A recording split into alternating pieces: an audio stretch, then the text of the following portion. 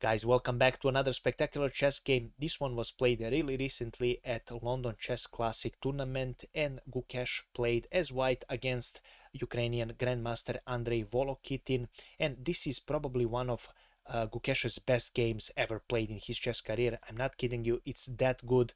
He managed to sacrifice two of his pieces to create a spectacular attack on the black king, then later returned all of that material, plus with an interest rate, black was hanging all over the place and he couldn't do nothing or face a checkmate, of course. One of those games that you shouldn't miss, and I definitely recommend you watching it. So without further ado, we'll go straight into the game. Gukesh opened the game with c4. We have knight to f6 for black, we have knight to c3, and c5 is played on the board, so we are in English opening symmetrical variation. Game continued with g3. Gukesh's idea is to fianchetto this bishop. We have d5, black strikes in the center, we have a trade in the center, and after this move bishop g2 is played. Right now this knight on d5 is under attack, black has to find a way to defend it. He decided to retreat it with knight to c7. Our game continued with b3. Gukesh's intention is to fianchetto this other bishop. Black continues with e5, and although black is grabbing center, he's also leaving these two pawns as weaknesses later in the game. White continues the game with bishop b2. We have bishop to e7 by black, and right now rook to c1 is played for Gukesh. Gukesh now threatens to move this knight to e4, and right now this pawn will be hanging and pawn on c5 will be hanging as well, so black is already in sort of a trouble. Black in this position decided to castle, although this is not the best move because white has slight advantage. One of the moves to continue this game was knight c6, but then after knight to a4 again this pawn is weak and is hanging. After black decides to protect it with knight to a6, we have bishop picking up on c6 check, b takes on c6, and bishop takes on e5. White just grabbed a pawn, but black has counterplay with queen to d5, and after knight to f3, bishop h3 with the idea to keep this king in the center. Black will castle, of course, and he will have a compensation for this pawn because white will have his king in the center, but this wasn't played. After rook to c1, black decided to castle, and we have knight to e4. Gukesh continues with his plan. b6 right now played for black. Black's idea is to sacrifice this pawn in order to develop his white squared bishop. Bishop picks up on e5, and right now we have bishop b7 played for black. Bishop a1 for Gukesh. Gukesh sees that right now it is in his best interest to keep this dark squared bishop on the board. We have queen to c8 played by black, and right now a tricky move g4 played by Gukesh. It seems like this pawn is free for taking, but it's actually not. In the game, knight to e6 was played. Actually, the best for black was to actually push f6 here, and after h4, knight to c6 and knight to g3 is a way that this game could have went. Of course, this is not the best for white because he's now slightly worse. Now we will go back and see after g4 why knight e6 was played and why not queen picks up on g4 isn't played. Well, because right now white has a discovered attack with knight to f6 check, and right now this bishop is hanging. You have to pick up this knight, and after bishop picks up on b7, bishop takes up on a1, rook picks up on a1, knight d7, bishop takes, rook takes, and white is a piece up. So this is not a good trade for black, so that is the reason why knight e6 was played. White develops his knight, knight to h3, and we have knight to c6 for black. He develops his piece as well. White continues with d3. His idea is to protect this pawn on g4 and also prepare an attack in the center with d4. We have a knight to b4 right now played for black, a really good move because right now you cannot push a3. Black has this fork on d3, so you have to be careful.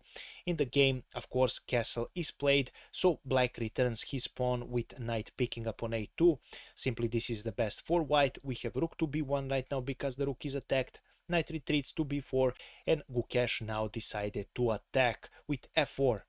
Black plays f6 in order to open up a space for his king and also try and stop g5 push.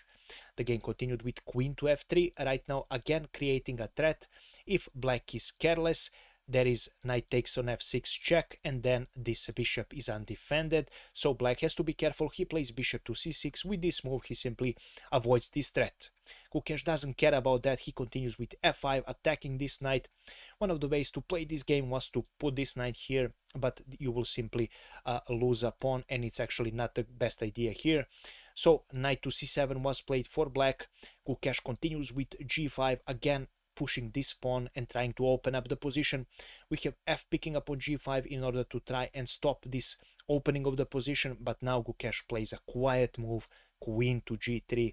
For now, he doesn't want to pick up this pawn. He wants to take this pawn when this queen is on g file, and then all sorts of threats are getting ready against black. Don't forget that Gukesh has this bishop here on this long diagonal, and if the black is careless, he will checkmate black. So game continued with h6 with the idea to protect this pawn, but Gukesh still doesn't care about that. He continues with sacrificing another pawn. f6 is played. We have g picks up on f6, and right now, firstly, bishop takes on f6, sacrificing your bishop, leaving this knight here. But what Gukesh had in mind in this position, you will see right now, of course. Bishop picks up on e4 for black. We have knight picking up on g5, another sacrifice after this piece. Gukesh sacrifices his rook as well, but this of course is not a good move. You have to actually, in the game, bishop takes on f6 was played. After knight to g5, in case you decide to pick up this knight, then after queen picks up on g5, check. If the king goes on h7, queen g7 is checkmate. After queen g5, if you go on f7, then after queen g7, you have two squares to go. If you go on e8, then queen picks up on e7 is checkmate. And after queen g7 check, if you go on e6, then queen picks up on e7 with a check, king d5, and bishop e4 is a checkmate. So you have to be careful. After knight to g5, a spectacular sacrifice by Gukesh. Bishop picks up on f6 is played. Rook picks up on f6, another sacrifice. Rook picks up on f6, and now this rook is hanging as well. But right now, Gukesh returns his material. Firstly, returns his piece with knight picks up on e4, check, a discover check with this queen. King goes on h8, knight picks up on f6, and now the material is balanced, but this rook is hanging. So black tries the last attempt with queen to f5, and after rook to f1, this is where this game ended, because Andrei Volokitin decided to resign. There is nothing he can do. He can either save his queen or save his rook. Of course, I wanted to show you that after knight picks up on f6, if you decide to save your rook immediately, then simply after queen g6, the game is over. You can try with queen g8, but queen picks up on h6, queen h7, and queen picks up on h7 is checkmate.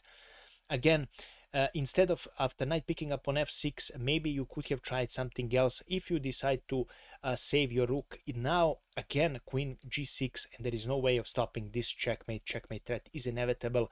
And that is the reason why Andrei Volokitin decided to resign. As you see, a truly spectacular performance by Gukesh. And of course, this is how this game ended. And this is all I have prepared for you today, guys. If you enjoyed this video, please make sure to leave a comment, like, and share this video with other people who enjoy chess, because word of mouth referrals like this really help my channel grow. Also, if you wish to support my channel, you can do that by clicking on my PayPal link. Any donation is much appreciated and will be shown on my screen, as you can see right now. On the screen, your name will be listed in each my new videos, guys. Of course, let me know, have I missed something in the analysis? Do you like watching newer stuff, fresh games from the top grandmasters, or do you prefer classics? Do let me know, or simply if you have anything to tell me, please feel free to do so. I'm really eager about reading your comments, guys. And yeah, that would be it. Thank you so much for your attention, and we will see each other in the next video. I wish you a pleasant night. Bye bye.